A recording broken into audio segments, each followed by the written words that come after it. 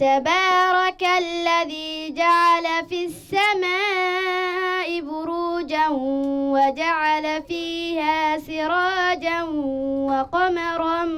منيرا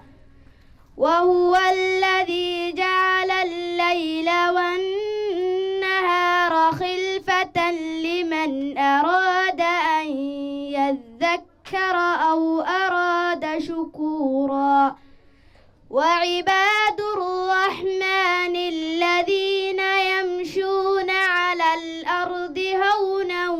وإذا خاطبهم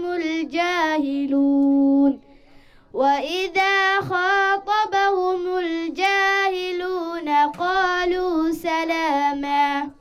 والذين يبيتون لربهم سجدا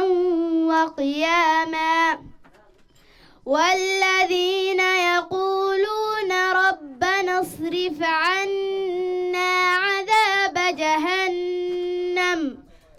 إن عذابها كان غراما إنها ساءت مستقرا ومقاما والذين إذا أنفقوا لم يسرفوا ولم يقتروا وكان بين ذلك قواما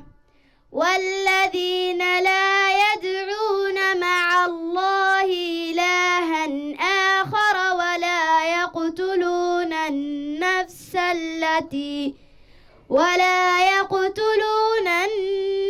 التي حرم الله إلا بالحق ولا يزنون ومن يفعل ذلك يلقى أثاما يضاعف له العذاب يوم القيامة ويخلد فيه مهانا إلا من تاب وآمن وعمل عملا صالحا فأولئك يبدل الله سيئاتهم حسنات وكان الله غفورا رحيما ومن تاب وعمل صالحا فإنه يتوب إلى الله متابا. أنا سبحان الله زياد ما شاء الله أقل والد كان بجوال مسوي استاجون. نعم والد كان بجوال. نعم والد كان بجوال مسوي استاجون.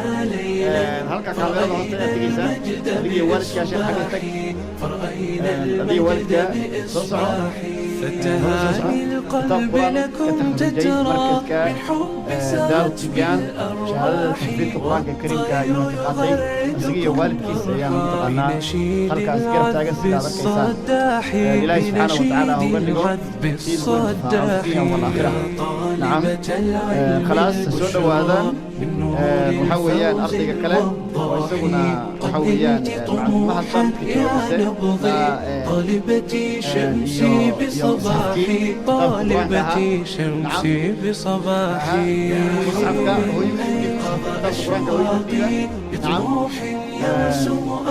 مركا وحويان مركا وحشد تاجن وحوي وحمزة محمد ماد عبدي ومانتا كقل مركز دار تبيان شكرا يا روحي شكرا يا نبض الأرواح شكرا لربي ثم لكم وأصول وزوان كاميرا وحويان شهادتي يوم عبد المهد وكمدا أرض ما أنت كتخرجين وحويان مركز دار تبيان أرض ما أنت كبحين يكمل يكقل الجميع عبد المهد محمد فضل ودرجة الممتاز كان قاطي ولا شيء يرو